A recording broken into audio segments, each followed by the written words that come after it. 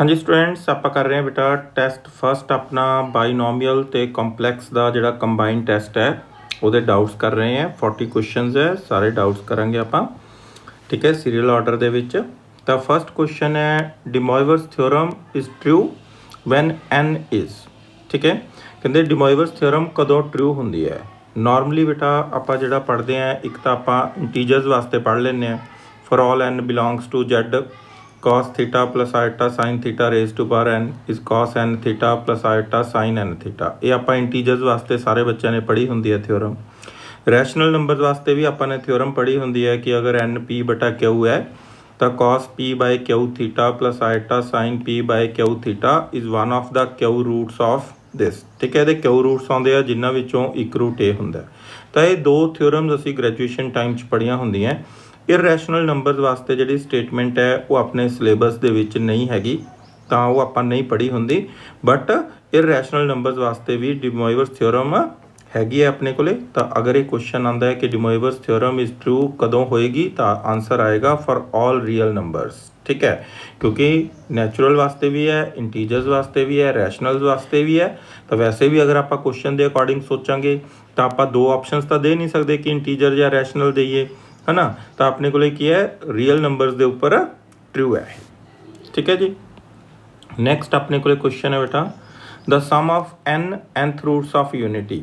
ठीक है, मतलब यूनिटी दे एंथ रूट्स अगर आप कढ़ते हैं तो वह सम कढ़ना है। यूनिटी होंगी है 1, तो आपको पता है 1 का अगर आप स्केयर रूट कढ़ते हैं, ठीक है, 1 का स्केयर रूट की आता बेटा प्लस माइनस 1, तो उन्होंने अगर आप सम करके देखते हैं तो कितना आंसर आता है 0। ठीक है, 1 का क्यूब रूट कढ़ते हैं तो वह की आता है 1 ओमेगा ओमेगा स्केयर, तो वह सम कितना आता है वो भी अपने को पता है अपन 1 प्लस ओमेगा स्केयर 0 है। अगर 1 के 4th रूट्स कढ़ते हैं आप तो वह होंगे 1 माइनस 1 आयोटा तो माइनस आयोटा, तो इन्होंने चारों का भी सम करांगे तो कितना आ जाएगा 0। तो ये तो मैथड हो गया कि असी बाय कैलकुलेशन जो असी नॉर्मल सानू पता है वो थ्रू असी कर लिया। ठीक है, लेकिन जो असी प्रॉपर क्वेश्चन करना होए तो एंथ रूट्स ऑफ यूनिटी किमें कढ़े जाते हैं। 1 की पावर 1 बाय एन लैना है, तो 1 नू पहला सिस की फॉर्म च लिखते हैं। 1 की वैल्यू सिस 0 होंगी है, वह पीरीयड ऐड कर दें 2k पाई, फिर आप डिमोइवर्स थ्योरम लगाने हैं कि 1 बाय एन मल्टीप्लाई च आ जाता है, तो k की वैल्यू होंगी है 0 तो लैके n माइनस 1। k नू 0 पुट करोगे तो 1 बन जाएगा, k नू 1 पुट करोगे तो 2 pi by n 4 pi by n, और k की जगह last which n minus 1 put करोगे तो आ वैल्यू बन जाएगी। ठीक है, तो 4 पाई बाय एन नू आप की लिख सकते हैं 2 पाई बाय एन का स्केयर, क्योंकि 2 अगे आएगा तो 4 पाई बाय एन बन जाएगा। सिमिलरली इनू आप लिख सकते हैं 2 पाई बाय एन की पावर n माइनस 1। तो एक ही होगी अपने को एक GP सीरीज़ बन गई। नंबर ऑफ टर्म्स कितनी है ये n है, तो सम कि इक्वल होंगे GP का a 1 माइनस r की power n upon 1 minus r। ठीक है, तो हुण n अगे आ गया जी, तो n नाल n कैंसल होके की बच गया 2 पाई, तो सिस 2 पाई की वैल्यू होंगी है 1, तो 1 माइनस 1 की हो जाएगा 0। ये प्रॉपर प्रूफ हो गया, लेकिन आपां क्वेश्चन आप इस तरह ट्रिक नाल भी कर सकते हैं। ठीक है जी, नैक्सट अपने को क्वेश्चन है बेटा which of the following is true. ठीक है, एक्सपोनेंशियल फंक्शन का क्वेश्चन है। तो ई की पावर जैड आपां पता है की होंगी है जी ई दी x plus iota y, z की वैल्यू पुट करती, इनू सैपरेट कर लिया ई दी एक्स ई दी आयटा वाई। ई दी आयटा वाई की वैल्यू होंगी है cos y plus iota sign y. ये आप थ्योरी पढ़िया होया आइलर थ्योरम है। ठीक है, तो ई दी आयटा वाई की आ गया cos y plus iota sign y. ठीक है, तो हुण इनू आप अगर गल करिए पोलर फॉर्म के मुताबिक तो ये की हो गया r cos theta plus iota sin theta, तो ये पोलर फॉर्म बन गई। तो पोलर फॉर्म के विच जिहड़ा आर हुंदा है वो मॉडलस हुंदा है, तो थीटा हुंदा है आर्गूमेंट। इसदा मतलब ई दी जैड का मॉडलस की आऊगा ई दी एक्स आ जाऊगा। ठीक है, तो असीं डायरैक्टली कह सकते हैं। तो जे डायरैक्टली नहीं कहना फिर तुसीं किवें करोगे, फिर तुसीं करोगे बेटा कि तुसीं रियल तो इमैजनरी पार्ट्स कढोगे ये, है ना। तो रियल तो इमैजनरी पार्ट्स करके फिर वह मॉडलस कढोगे। ठीक है, तो रियल पार्ट की आ जाऊगा इहदा, इनू सैपरेट करके लिखोगे ई दी x cos y plus iota e दी एक्स साइन वाई। तो फिर जो यदा मॉडलस कढ़ना है तो रियल का स्केयर प्लस इमैजनरी का स्केयर, तो ई एक्स का square cos square y, e x का square sin square y, cos square y plus sin square y 1 हो जाऊगा। ई एक्स का स्केयर वह अंडर रूट आ जाऊ ई एक्स। तो जिमें मर्जी तुम कर सकते हो, लेकिन आपां पोलर फॉर्म पता है तो आप जल्दी कर लेंगे क्वेश्चन। तो सिमिलरली ई जैड बार कढ़ना है, ई जैड बार की आ जाएगा बेटा ई x minus eta y, e x E minus eta Y. इतने फिर आपने आयलर थ्योरम लाती, तो हुण अपने को फिर पोलर फॉर्म बन गई, आर हो गया तो cos theta plus iota sin theta. तो अगर आप पोलर फॉर्म का कंसैप्ट यूज़ करते हैं तो आपको पता है भी ई जैड बार का मॉडलस की आऊ आर, आर मतलब ई एक्स। तो ई जैड बार का मॉडलस भी ई एक्स आ गया, ई जैड का मॉडलस भी ई एक्स आ गया, तो दोनों का मॉडलस इक्वल आ गया। तो आंसर की आ गया अपने को सी आंसर आ गया बेटा। ठीक है, नेक्स्ट है question number 4। Let x y belongs to r then x y is non real, x plus iota y कहते नॉन रियल कंपलैक्स नंबर कदों होएगा। ठीक है, तो देखो आपको पता है every real number is a complex number. अगर अपने को मान लो 5 है तो 5 ਨੂੰ ਆਪਾਂ ਕੀ ਲਿਖ ਸਕਦੇ ਹਾਂ 5 + 0 आयटा, तो आप कहांगे 5 एक कंपलैक्स नंबर है, बट 5 कंपलैक्स तो हैगा ही है, 5 रियल भी है ना। तो हुण वो कहते जी नॉन रियल कंपलैक्स नंबर होना चाहिए, वो की कंडीशन होएगी। तो नॉन रियल कंपलैक्स नंबर तो अपना मतलब की है, we mean a complex number which is not real, मतलब वो नॉन रियल है, मतलब रियल नहीं हो सकता। तो यदा मतलब रियल कदों बनता है जो वह इमैजनरी पार्ट 0 होंगे, पर वो जो नंबर है वो नॉट रियल है। तो नॉट रियल है, मतलब वह इमैजनरी पार्ट 0 नहीं होना चाहिए, तो वाई 0 नहीं होना चाहिए। आंसर डी आएगा। एक्स 0 होवे या ना होवे कोई फर्क नहीं पैंदा। अगर अपने को 2 आयट है, ये भी एक नॉन रियल कंपलैक्स नंबर है, और अगर 3 + 2 आयट है, ये भी एक नॉन रियल कंपलैक्स नंबर है। मतलब ये एक्स 0 है, एक्स 0 नहीं है, कोई फर्क नहीं पैंदा, पर वाई 0 नहीं होना चाहिए, क्योंकि अगर वाई 0 हो गया तो 5 + 0 आयटा हो गया, तो एक ही है ये रियल कंपलैक्स नंबर बन गया। ठीक है, नेक्स्ट अपने को क्वेश्चन है बेटा, if n is any integer then iota the power -n की वैल्यू फाइंड करनी है। तो अपने थ्योरी बड़े ईजिली पढ़िया हुआ बेटा कि आयोटा की पावर -1 लैने तो 1/आयटा बनता है। 1/आयटा उपरले 1 आप आयटा 4 लिख लिया, आयटा 4/आयटा, आयटा क्यूब आ गया जिसकी वैल्यू -आयटा है। 1/आयटा स्केयर करिए, मतलब n 2 पुट करिए इतने, तो 1/आयटा स्केयर बन जाऊ। 1/-1 -1 आ गया। अगर आयटा की -3 करोगे तो 1/आयटा क्यूब आ जाऊ, तो 1 फिर आयटा 4 लिखांगे, कट के आयटा आ जाऊगा। आयटा की -4 करांगे, 1/आयटा 4, आयटा 4 1 होंदा है, तो एक ही बन गया 1 बन गया। तो आपको पता है आयोटा की n की है, पीरियोडिक फंक्शन है बेटा, यदा पीरियड 4 है, 4 तो बाद वैल्यूज़ रिपीट होनिया शुरू हो जाती है, मतलब आयोटा 5 फिर आयोटा के बराबर ही आ जाता है ना। तो यदा मतलब कुल मिला के जो आप पावर्स लैतियाँ तो की वैल्यूज़ आईयाँ, या तो -आयटा आया, या -1, या आयोटा, या 1। तो आंसर की आ गया अपना, आंसर आ गया डी ऑप्शन। नेक्स्ट है अपने को जी, if omega is an imaginary cube root of unity then 1 - omega square की पावर 7। इस तरह के जिन्ने भी क्वेश्चन है बेटा, इन्हों करने का एको ही तरीका है कि अपने को जड़ियाँ 2 प्रॉपर्टीज़ है, एक तो 1 + ओमेगा स्केयर 0, तो दूसरी प्रॉपर्टी होंगी है omega cube is equal to 1। इन्हों की वरतों करते हैं। ठीक है, तो ओमेगा + ओमेगा स्केयर की वैल्यू कितनी आ गई, वो आ गई -1। तो आप रकम की दी सी 1 - ओमेगा स्केयर की पावर 7 दी सी, तो आप माइनस कॉमन कढ़ सकते हैं, ओमेगा + ओमेगा स्केयर आ गया। ठीक है, तो ओमेगा + ओमेगा स्केयर की वैल्यू की आ गई -1, तो की बन गया 2 की पावर 7, 2 की पावर 7 कितना आ गया 128। ठीक है, या जिमें इत्थे किया होया सी डायरैक्ट -ओमेगा स्केयर की वैल्यू 1 पुट करती, जिमें तुहानूं ईजी लगता बेटा उमें कर लो। आंसर आ गया जी ए ऑप्शन। क्वेश्चन नंबर 7 है, the value of sine π/6 + iota cos π/6 raise to power 6। π/6 कितना होंदा बेटा, π/6 होंदा अपने को 30 डिग्री, तो साइन 30 + आयटा कॉस 30 है। पर आपको पता है जो डिमोइवस थ्योरम यूज़ करनी है, तो डिमोइवस थ्योरम लगती है जो कॉस + आयटा साइन होंदा है ना, सिज बनना चाहिए कॉस + आयटा साइन। तो असी की किया जी, जो साइन 30 सी उन्होंने बदल के लिखता कॉस 60, दोनों की वैल्यू बराबर होंगी है, तो इनू कॉस 60 लिखता, तो जो कॉस 30 सी उन्होंने साइन 60 लिखता। तो हुण ये उत्ते डिमोइवस थ्योरम लग जूगी, 6 अगे आ जाऊगा, तो cos 360 plus iota sin 360, cos 360 1 होंदा है, sin 360 0। आंसर कितना आ गया बेटा अपना 1 आ गया। नैक्सट क्वेश्चन है अपने को the complex number 3 + 2 iota over 1 - iota lies in. तो क्वेश्चन च ਆਪਾਂ ਇਹ ਪਤਾ ਕਰਨਾ ਹੈ ਕਿ ਇਹ ਕੰਪਲੈਕਸ ਨੰਬਰ ਕਿਹੜੇ ਕੁਆਡਰੈਂਟ ਚ ਲਾਈ ਕਰਦਾ ਹੈ। ਤਾਂ ਆਪਾਂ ਨੂੰ ਪਤਾ ਹੈ ਜਦੋਂ ਕੰਪਲੈਕਸ ਨੰਬਰ ਦੀ ਸਟੈਂਡਰਡ ਫਾਰਮ ਦਿੱਤੀ ਹੁੰਦੀ ਹੈ x + ਆਇਓਟਾ y, ਤਾਂ ਡਿਪੈਂਡ ਕਰਦਾ ਹੈ x y ਦੀਆਂ ਵੈਲਿਊਜ਼ ਤੇ। ਜਦੋਂ x y ਦੋਨੋਂ ਪੋਜ਼ਿਟਿਵ ਹੈ ਤਾਂ ਫਸਟ ਕੁਆਡਰੈਂਟ ਹੁੰਦਾ, ਜਦੋਂ x ਨੈਗੇਟਿਵ ਹੈ y ਪੋਜ਼ਿਟਿਵ ਹੈ ਤਾਂ ਸੈਕੰਡ ਕੁਆਡਰੈਂਟ ਹੁੰਦਾ, ਜਦੋਂ x ਤੇ y ਦੋਨੋਂ ਨੈਗੇਟਿਵ ਹੈ ਤਾਂ ਥਰਡ ਕੁਆਡਰੈਂਟ ਹੁੰਦਾ, तो जो x पॉजिटिव y नैगेटिव है तो फोर्थ क्वाड्रेंट। ये सारा कुछ आप थ्योरी च पढ़िया होया बेटा, ठीक है। तो हुण आपां नूं सिर्फ ये पता करन दी लोड़ है भी जिहड़ा ये नंबर है ये x किन्ना है तो y किन्ना है, मतलब इहदा रियल तो इमैजिनरी पार्ट पता लग जाए। तो आप इसनूं सिंपली रैशनलाइज करता, रैशनलाइज करके आ गया तो x आ गया 1/2 पॉजिटिव, y आ गया 5/2 वो भी पॉजिटिव। तो जो दोनों पॉजिटिव है तो आंसर की आऊगा फर्स्ट क्वाड्रेंट, आंसर आ जाऊगा ए ऑप्शन। नैक्सट है अपने को 9th, maximum value of this if z + 2 - iota is equal to 5। तो z + 2 - आयोटा का मॉडलस 5 दिता होया है, यदी मैक्सिमम वैल्यू फाइंड करनी है। कंसैप्ट समझो, जो मैक्सिमम वैल्यू फाइंड करनी होंगी है बेटा तो आप ये फाइंड करना है कि यदी वैल्यू हमेशा less than equal to k आना चाहिए।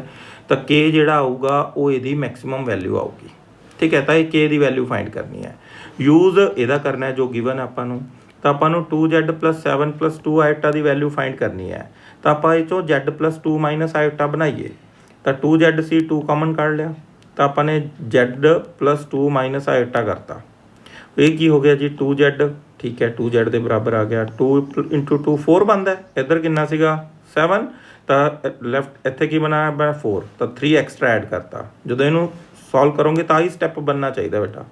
तो आ कितना हो गया -2 आयोटा, 4 आयोटा ऐड करता ताकि ऐड करके 2 आयोटा बन जाए। बस आ स्टैप मेन है। अगर सानू आ स्टैप समझ आ गया बाकी तो सारा क्वेश्चन सिंपल है। फिर असी इहदे उत्ते इनइक्वैलिटी लाती। किहड़ी इनइक्वैलिटी आपां ट्रैंगल इनइक्वैलिटी पढ़ी है कि z1 + z2 का मॉड की हुंदा है, मॉड z1 + मॉड z2 तो छोटा हुंदा है, ठीक है। तो इनइक्वैलिटी लाती, तो इहदा मॉड करता, इहदा मॉड करता, 2 बाहर कढ़ता जी, कॉन्सटेंट बाहर आ जाता है। इहदा मॉड तो पता ही है, real the square plus imaginary part the square. यदि वैल्यू 5 दी हुई है, ये वैसे ही 5 आ गई, तो सॉल्व करके कितना आ गया 10 + 5 15 आ गया, ठीक है। तो 2z + 7 + 2 आयोटा की आ गया लैस दैन इक्वल टू 15 आ गया। k की वैल्यू काढ़ ली असी, तो k कितना आ गया 15, तो मैक्सिमम वैल्यू कितनी आ गई बेटा 15 आ गई, ओके। नैक्सट क्वेश्चन है अपने को if z is a complex number then 2z - 3 is equal to 2z + 5। तो यदा रूल की सी कि जो अपने को z - z1 is equal to k times z - z2 होंदा। अगर तो k अपने को 1 है तो आंसर स्ट्रेट लाइन होंदा, तो अगर k नॉट इक्वल टू 1 है तो सर्कल।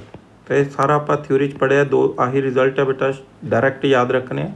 पर इत्थे कंडीशन ये सी कि z का कोफिशिएंट दोनों मॉडलस दे विच 1 होना चाहिए। इत्थे z का मॉडलस 1 है, पर इधर z का मॉडलस की दिता होया, z का कोफिशिएंट 2 दिता होया। तो आप की करिए जी, z का कोफिशिएंट 2 बनाना है, 1 बनाना है, तो 2 बाहर काढ़ लिए, तो 2 आप बाहर कढ़ता जी, 2 बाहर आ गया, z - 3/2, 2z + 5, 2 नाल 2 कैंसल करता, तो हुण की हो गया z - 3/2 z + 5। तो k की वैल्यू कितनी आ गई, इत्थे कॉन्सटेंट 1 आ गया। जो k 1 होंदा तो आंसर की होंदा स्ट्रेट लाइन। तो असी डायरैक्ट कह सकते हैं स्ट्रेट लाइन। तो इनू तुसी सॉल्व भी करके देख सकते हो। सॉल्व करने का तरीका की होंदा बेटा, z नू मनना होंदा x + आयोटा y, तो फिर दोनों साइड मॉडलस काढ़ लो, सॉल्व करोगे तो भी स्ट्रेट लाइन की इक्वेशन बन जूगी। क्वेश्चन नंबर 11 है, for any complex number z argument of z बार कढ़ना है, ठीक है। तो यदा तो डायरैक्ट आंसर ही आपां नूं पता है भी आर्गूमेंट ऑफ z बार की होंदा है, माइनस ऑफ आर्गूमेंट z होंदा है। थ्योरी च आपां ने पढ़िया होया है। तो की चीज़ सी एक बार रिपीट कर लेने, z होंदा अपने को x + आयोटा y, तो z बार की होंदा x - आयोटा y। आ डायग्राम तुहानूं क्या सी बहुत इंपॉर्टेंट है बेटा, सारे बच्चों नूं चंगी तरीके नाल आउणी चाहिए है। तो अगर z असीं xy मान लीए तो z बार x - आयोटा y है, मतलब x positive y negative, fourth quadrant इत्थे आऊगा। तो अगर z का आर्गूमेंट अल्फा बनता है, ठीक है, एंगल, तो z बार का कितना बनूगा माइनस अल्फा, ठीक है, क्योंकि ए एंटी क्लॉकवाइज है तो प्लस च है, तो ए क्लॉकवाइज है तो माइनस बनूगा, ठीक है। तो आपने पढ़िया होया माइनस जैड इत्थे हुंदा माइनस एक्स माइनस वाई, ठीक है। तो जैड का आर्गूमेंट अगर अल्फा है तो जैड बार का माइनस अल्फा हुंदा माइनस जैड बार सैकेंड क्वाड्रेंट च है, तो वह आर्गूमेंट आ एंगल कितना बनता है, बनता है पाई माइनस अल्फा, ठीक है। तो ये चारों आपने कहा सी तुसी याद रखने बेटा, इन्हां नाल रिलेटेड बहुत सारे क्वेश्चन बनते हैं। तो ये चलो सिंपल जैड बार का पूछा तो जैड बार का माइनस अल्फा है, मतलब आर्गूमेंट ऑफ जैड के नैगेटिव के बराबर है, ठीक है। 12th क्वेश्चन है बेटा, maximum number of complex roots of an equation whose degree is 5, ठीक है। अगर आप 5 डिग्री का पॉलीनोमीअल लैने इक्वेशन लैने तो वो वध तो वध कंपलैक्स रूट्स किन्ने आ सकते हैं। तो ये फंडामेंटल थ्योरम है, वो दसदी आपां कि अगर 5 डिग्री का कोई इक्वेशन है तो वो 5 रूट होंगे, ठीक है। बच्चे गलती कित्थे करते हैं, वो ये सोचते हैं कि कंपलैक्स रूट्स तो हमेशा पेयर चाहते हैं, इसलिए वध तो वध कंपलैक्स रूट्स 4 होने चाहिए हैं, जो कि गलत है। पेयर्स दे विच उदों आते हैं बेटा जो कोफिशिएंट रियल होन, तो जे कोफिशिएंट कंपलैक्स है फिर पेयर्स की कंडीशन नहीं होंदी। तो इत्थे आपां नूं कुछ नहीं दस्सिया उन्होंने भी जिहड़ी इक्वेशन है वो कोफिशिएंट रियल है कि कंपलैक्स है, तो यदा मतलब वो कोफिशिएंट कुछ भी हो सकते हैं। तो यदा मतलब वो जे डिग्री 5 है 5 रूट आउणगे, पंजों दे पंजों रूट कंपलैक्स आ सकते हैं। ऑल 5 रूट्स में भी कंपलैक्स, ध्यान रखना है, गलत नहीं करना क्वेश्चन।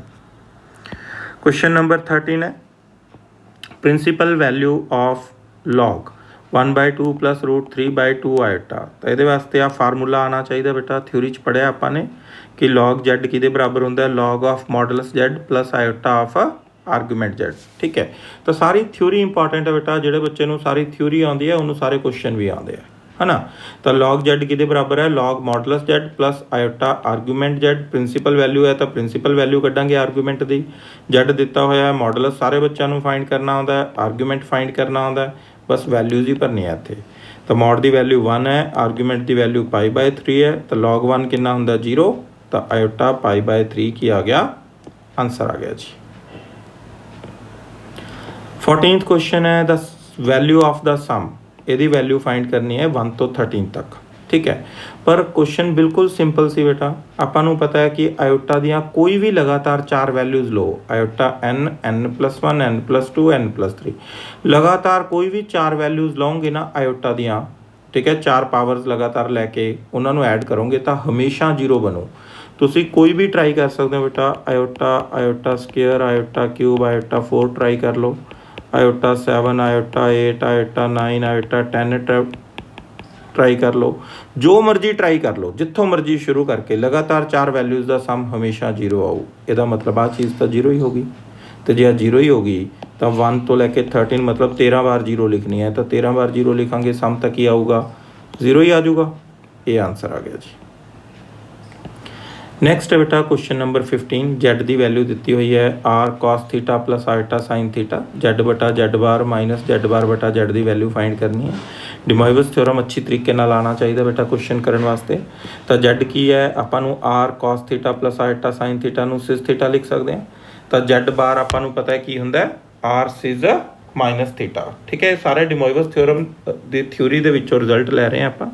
तो जैड बटा जैड बार आर सिज थीटा बटा आर सिज माइनस थीटा, आर नाल तो आर कट्टिया गया, जिहड़ा नीचे हुंदा सिज जदों उपर जांदा तो एंगल माइनस च हो जाता है, माइनस थीटा है तो एक बार होर माइनस लगू प्लस हो जू, सिज 2 थीटा बन जू। जैड बार बटा जैड वैल्यू भरती, आर नाल आर कट्टिया गया, जदों नीचे वाला उपर जाता है तो एंगल माइनस हो जाता है, तो माइनस थीटा हो गया, सिज -2 थीटा आ गया। तो हुण आपां इन्हां दोनों नूं माइनस करना है, तो सिज 2 थीटा माइनस सिज -2 थीटा, सिज 2 थीटा की value cos 2 theta plus iota sign 2 theta, तो -2 थीटा दी cos 2 theta minus iota sine 2 theta, तो एक ही हो गया जी, cos वाली टर्म कैंसिल होगी, तो 2 टाइम्स आ गया आयोटा साइन 2 थीटा। आंसर की आ गया जी, डी ऑप्शन आ गई। 16th क्वेश्चन है, period of exponential function.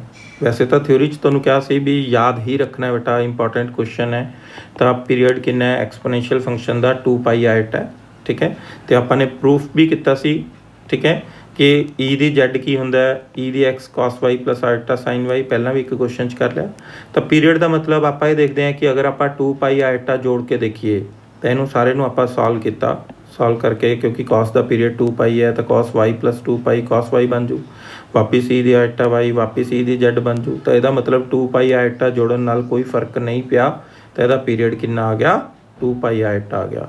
J 2n pi iota जोड़ांगे तो भी कोई फर्क नहीं पऊगा, लेकिन पीरियड बेटा स्मॉलेस्ट वैल्यू होंगी है, इस करके 2n पाई आइटा नहीं आऊगा, पीरियड 2 पाई आइटा आऊगा। ठीक है, नैक्सट बेटा क्वेश्चन नंबर 17।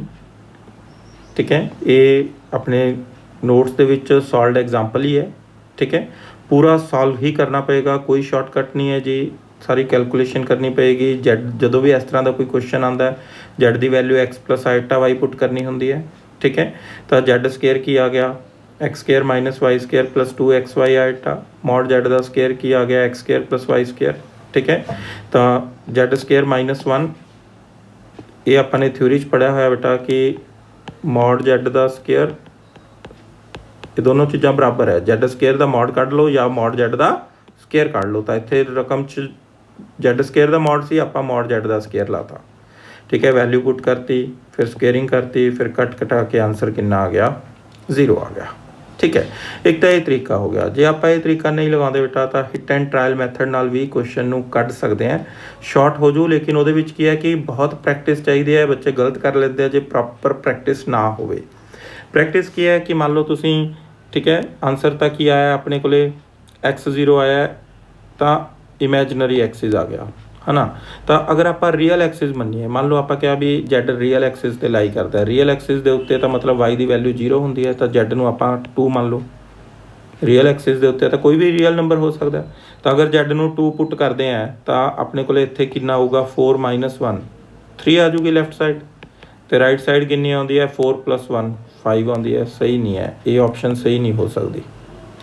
बी ऑप्शन है इमेजनरी एक्सिस, इमेजनरी एक्सिस के उत्ते कोई पॉइंट है तो इस तरह का होगा 3 आइटा, एक्स की वैल्यू 0 होगी।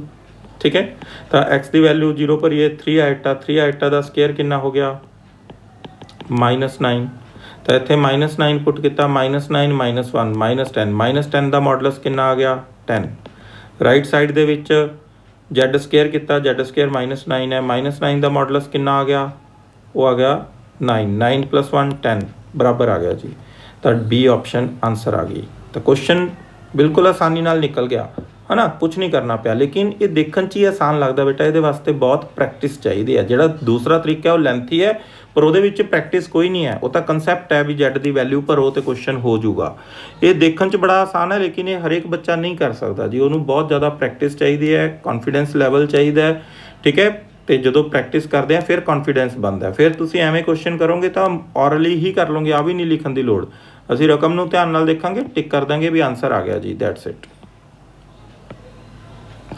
18 नंबर क्वेश्चन है cube roots of unity lie on circle. तो ये अपने थ्योरी च पढ़िया सी बेटा डायरैक्ट, इसका आंसर की है मॉड जेड = 1।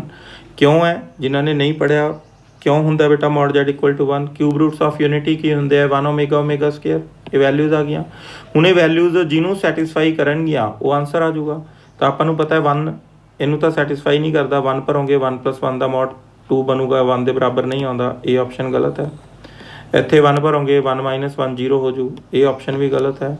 इत्थे भरोगे 1 तो सैटिस्फाई करता है। ठीक है, फिर उस तो बाद ओमेगा, ओमेगा का मॉड ट्राई करो, किमें ट्राई करोगे, ओमेगा की होंगे बेटा 1/2 + iota √3/2।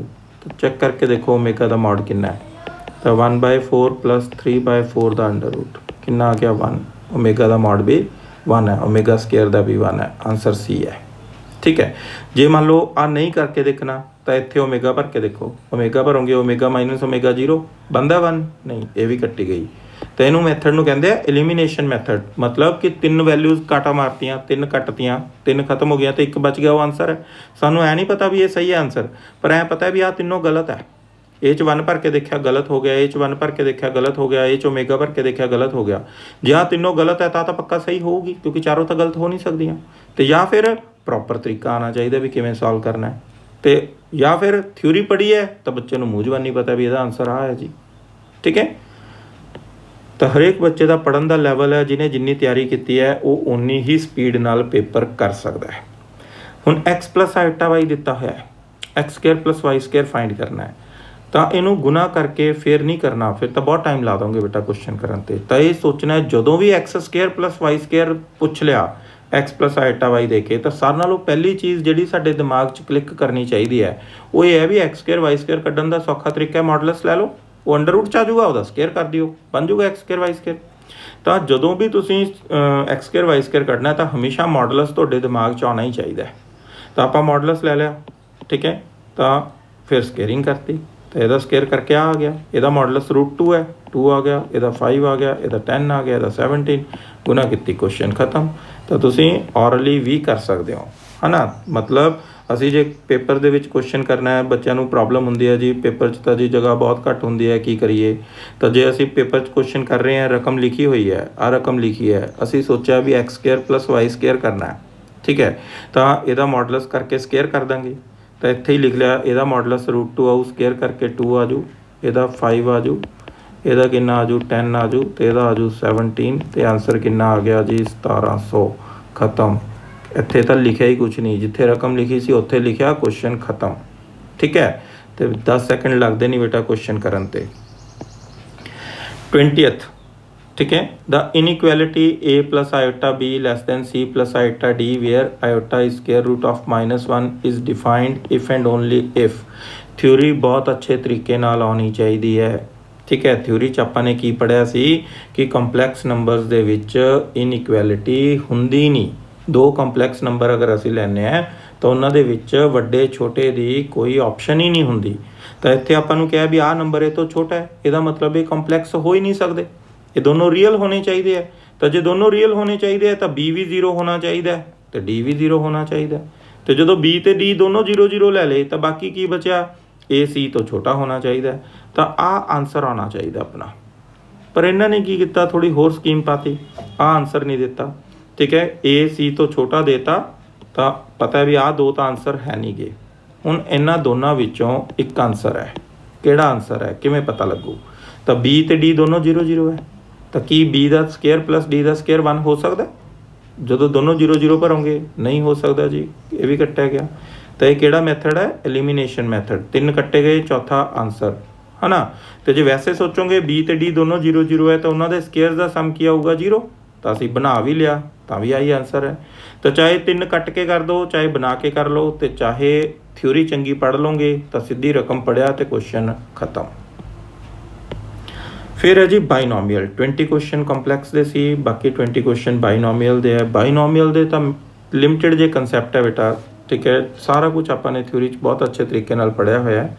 Term independent of x, independent term ਕੱਢਣ ਦਾ ਤਰੀਕਾ ਕੀ ਹੁੰਦਾ ਬੇਟਾ, ਜਨਰਲ ਟਰਮ ਕੱਢੋ। ਕੈਲਕੂਲੇਸ਼ਨ ਥੋੜ੍ਹੀ ਜ਼ਿਆਦਾ ਹੁੰਦੀ ਹੈ ਇਹਨਾਂ ਦੇ ਵਿੱਚ, ਤਾਂ ਧਿਆਨ ਨਾਲ ਕਰਨੀ ਹੈ। ਇੱਥੇ ਟੈਸਟ ਵਿੱਚ ਆਪਾਂ 20 ਕੁਐਸਚਨ ਕਰਨੇ ਆ ਬੇਟਾ, ਪੇਪਰ 'ਚ ਥੋੜ੍ਹੀ 20 ਕੁਐਸਚਨ ਕਰਨੇ ਆ। ਪੇਪਰ 'ਚ ਤਾਂ ਬਾਈਨੋਮੀਅਲ 'ਚੋਂ 1 ਜਾਂ 2 ਹੀ ਆਉਣਗੇ ਇਸ ਤਰ੍ਹਾਂ ਦੇ। ਤਾਂ ਪੇਸ਼ੈਂਸ ਰੱਖਣਾ, 1 ਮਿੰਟ ਤੋਂ ਜ਼ਿਆਦਾ ਵੀ ਟਾਈਮ ਲੱਗਦਾ ਹੋਏ ਕੋਈ ਟੈਨਸ਼ਨ ਨਹੀਂ ਹੈ, ਸਹੀ ਕਰਨਾ ਕੁਐਸਚਨ, ਠੀਕ ਹੈ। ਤਾਂ ਜਨਰਲ ਟਰਮ ਕੱਢ ਲਈ ਜੀ, ਸਾਰਿਆਂ ਨੂੰ ਪਤਾ ਹੈ 9cr x square and 9 - r - 1/3x the power r।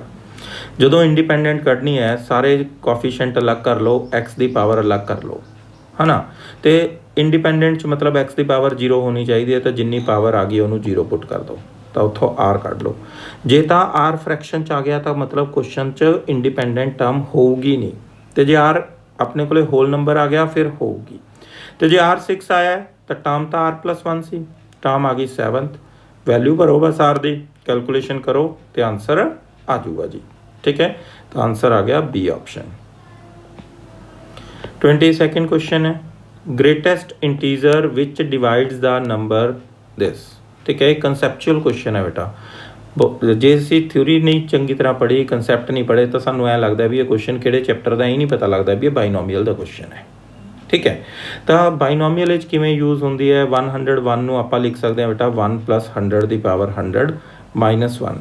ਇਹ ਤੇ ਬਾਈਨੋਮੀਅਲ ਥਿਓਰਮ ਲਗਾਤੀ, 100c 0, 100c 1, 100c 2, 100 ਦਾ ਸਕੁਅਰ ਐਂਡ ਸੋ ਔਨ, ਠੀਕ ਹੈ। 100c 0 ਕਿੰਨਾ ਆ ਗਿਆ 1, ਠੀਕ ਹੈ। 100 ਆ ਗਿਆ, ਇਹ ਕਿੰਨਾ ਆ ਗਿਆ 199/2, 100 ਦਾ ਸਕੁਅਰ ਐਂਡ ਸੋ ਔਨ, ਠੀਕ ਹੈ।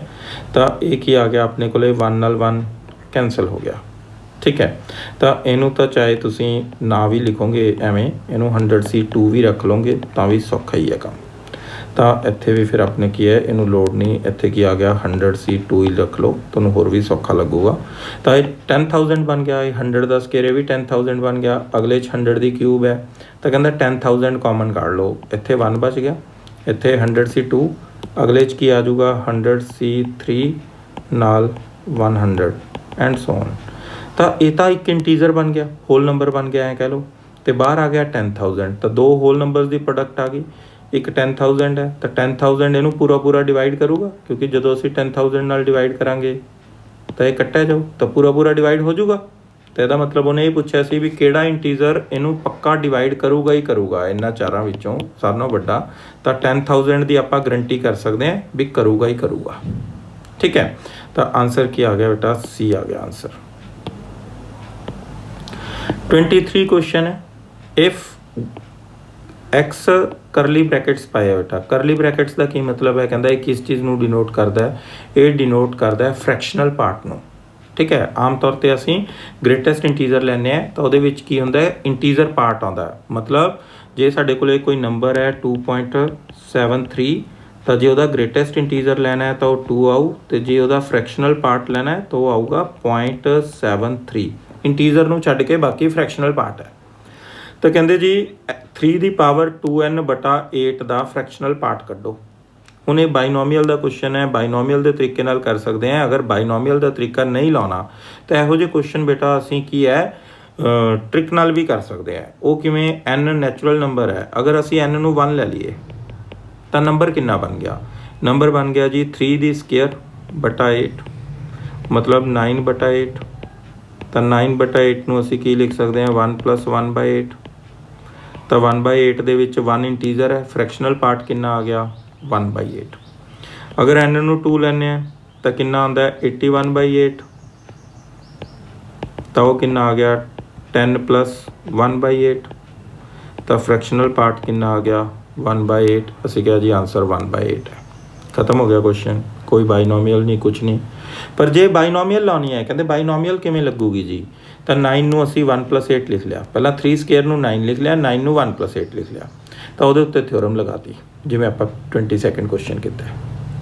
ठीक है, तो इनू सारे नूं अंदर 1/8 नूं मल्टीप्लाई करता तो ये 1/8 हो गया, ये 8 कट्टिया गया, 8 स्केयर सी 8 रह गया, अगले 8 क्यूब सी 8 कट के 8 स्केयर आ गया, ये 8 दी n सी 10 - 1 आ गया।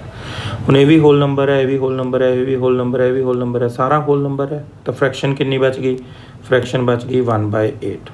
ये प्रॉपर क्वेश्चन है, एक ही है, पेपर के अकॉर्डिंग असी ट्रिक यूज़ करके क्वेश्चन कर सकते हैं। 24th क्वेश्चन है बेटा, power of x occurring in the 7th term. कहते जी 7th टर्म के जी एक्स की पावर है वो कढ़नी है, तो यह तो सिंपल, बिल्कुल सिंपल क्वेश्चन है। T7 कढ़ो, सॉल्व करो, तो आंसर आ गया -3। नैक्सट है बेटा question, the term containing x cube. कहते जो इनू आप एक्सपैंड करांगे तो x क्यूब वाली टर्म आपने कढ़नी है। ठीक है, तो टी जनरल टर्म कढ़ी, तो x की पावर आई है 7 - r, सानू कितनी चाहिए x की क्यूब, तो 7 - r नूं 3 पुट किया, r कितना आ गया 4। तो जे r4 आया है, इत्थे ध्यान देना है, बहुत बच्चे जल्दबाजी की करते हैं, क्वेश्चन गलत कर देंगे हैं। r4 आया, 4th टर्म टिक कर देंगे हैं, r की वैल्यू 4 आई है बेटा, टर्म तो r+1 है ना। ठीक है, ध्यान रखना है। ठीक है, किसी भी बच्चे ने गलत करना नहीं। टैस्ट सीरीज़ का फायदा तो है भी जो आपने इत्थे सीख लिया, पेपर च उहदे नाल दा एक भी क्वेश्चन गलत नहीं करना। ठीक है, ओके जी। 26 कहते if the 21st and 22nd terms in the expansion are equal, x की वैल्यू कढ़नी है, सिंपल। 21st टर्म कढ़ो, 22nd टर्म कढ़ो, अकॉर्डिंग टू क्वेश्चन दोनों इक्वल है, बराबर कर दो जी। एक्स की 20 नूं इधर लै गए, इनू इधर लिया डिवाइड करता, तो एक्स आ गया ये बराबर। आ फार्मूला आपने थ्योरी च पढ़िया बेटा, NCR - 1/NCR R/n - R-1, तो ये फार्मूला लगाता। ठीक है, R नूं 21 मान लिया, N कितना 44, तो फार्मूला लगाया, सॉल्व करके आंसर आ गया। बहुत बच्चे कहते जी फार्मूला याद नहीं रहिंदा, जे फार्मूला नहीं याद रहिंदा फिर की करोगे, तो 44 सी 20 की वैल्यू कढ़ोगे, 44 20 24, नीचे 44 21 23, ये आ गया x, आ कट्टिया गया जी, तो x कितना आ गया 21 23 ਉੱਪਰ ਤੇ 20 24 ਨੀਚੇ। ਆ ਇਹਦੇ ਨਾਲ ਕੱਟ ਕੇ 21 ਬਚ ਗਿਆ, ਆ ਇਹਦੇ ਨਾਲ ਕੱਟ ਕੇ 24। ਆਨਸਰ ਨੂੰ ਕੋਈ ਫਰਕ ਨਹੀਂ ਬੇਟਾ, ਆਨਸਰ ਉਹੀ ਆਉਣਾ। फार्मूला याद है, फार्मूला अप्लाई करो, फार्मूला नहीं याद तब प्रॉपर सॉल्व करो। ठीक है जी। 27 क्वेश्चन है। In the expansion the fifth term is 24 times the third term, x square की वैल्यू कटनी है। सिंपल क्वेश्चन है बेटा, फिफ्थ टर्म कड्डो, थर्ड टर्म कड्डो। फिफ्थ टर्म ਨੂੰ 24 टाइम्स कर लो, कैलकुलेशन सारी की है, पढ़ोगे समझ आ जूगी। तो आंसर आ गया जी 4। ओके। 28 क्वेश्चन है, कहते the sum of the coefficients in the expansion of this. ठीक है, क्वेश्चन आते जरूर है पेपर और इदू सौखा क्वेश्चन कोई नहीं। थ्योरी च आपां ने कंसैप्ट पढ़िया सी भी सम ऑफ कोफिशिएंट्स जो कड्ढने होंदे तो वेरीएबल्स नूं 1 पुट करते हैं। क्यों 1 पुट करते हैं पूरा तुहानूं एक्सप्लेन किया सी थ्योरी दे विच, है ना। तो क्वेश्चन वास्ते सिर्फ याद रखना है भी जदों भी सम ऑफ कोफिशिएंट्स कड्ढना है तो जिन्ने भी वेरीएबल्स आउंदे आ सारिਆਂ ਨੂੰ 1 1 ले लो। तो एक्स की जगह पर 1 पुट कर दो, इत्थे भी एक्स की जगह पर 1 पुट कर दो, कितना आ गया -1, ਉਹਦੀ पावर 2143। आंसर कितना आ गया जी -1। क्वेश्चन खत्म, 5 सेकंड ਦੇ ਵਿੱਚ खत्म जी क्वेश्चन। 29th क्वेश्चन है number of non zero terms. ठीक है, ये भी क्वेश्चन जरूर आता बाईनोमियल च।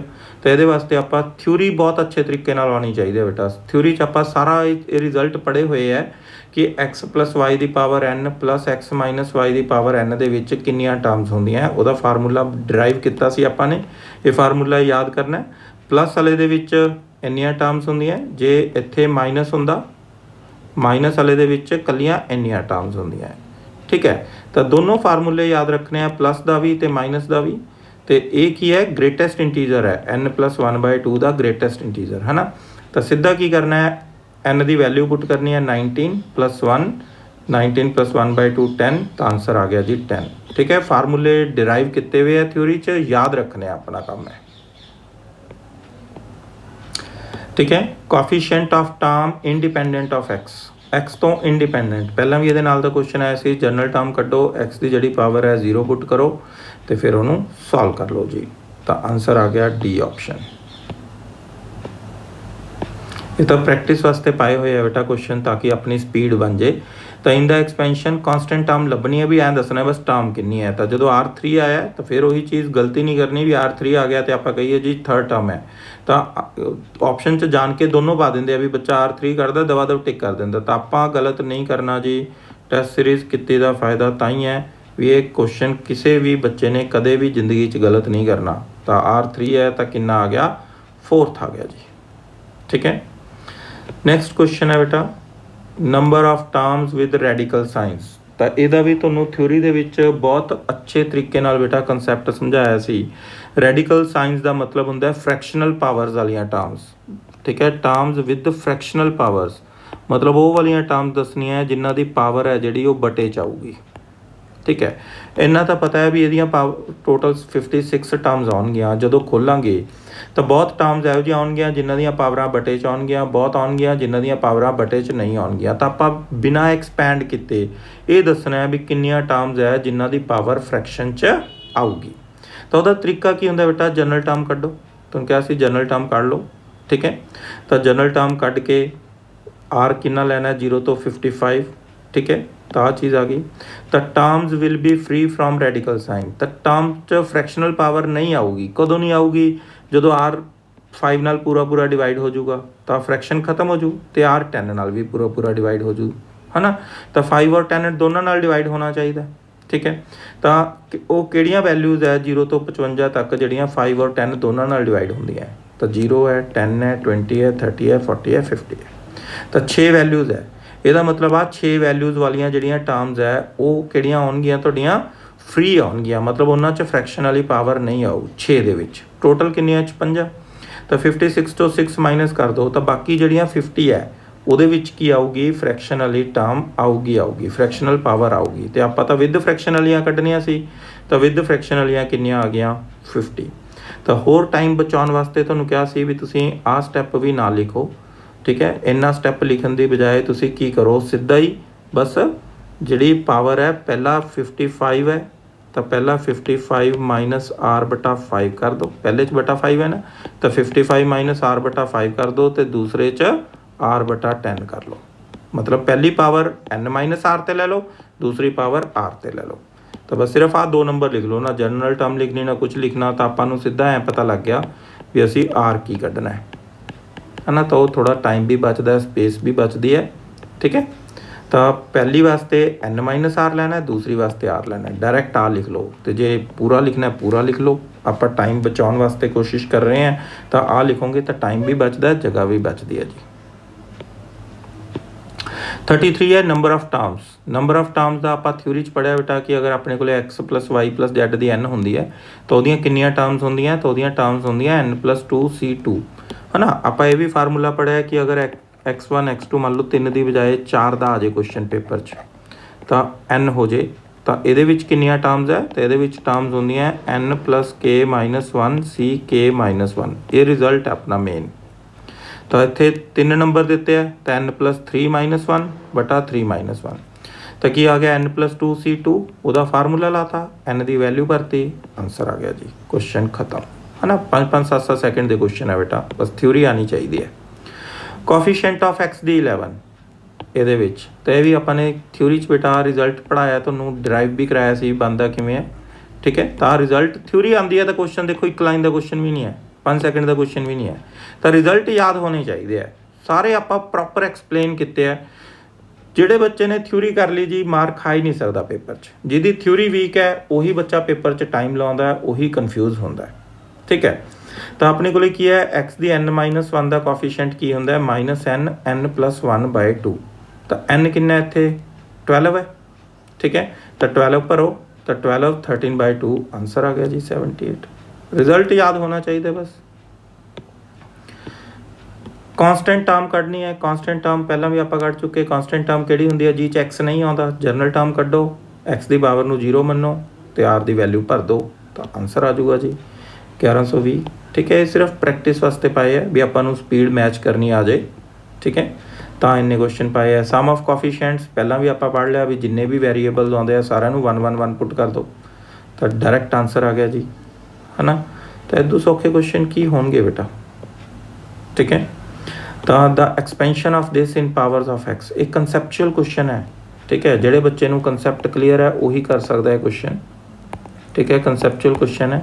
आपां नूं पता है कि फ्रैक्शनल इंडैक्स हुंदा जदों, तो थ्योरम आप एवें एक्सपैंड करते हैं nx n-1 जदों n इंटीजर नहीं हुंदा, सॉरी n होल नंबर नहीं हुंदा, तो नैगेटिव हुंदा या बटे च हुंदा, तो वो आप कंडीशन पढ़ते हैं कि जो मॉड एक्स है वह 1 तो घट होना चाहिए, एक कंडीशन है, एक कंसैप्ट है जोड़ा कि सानू आना चाहिए।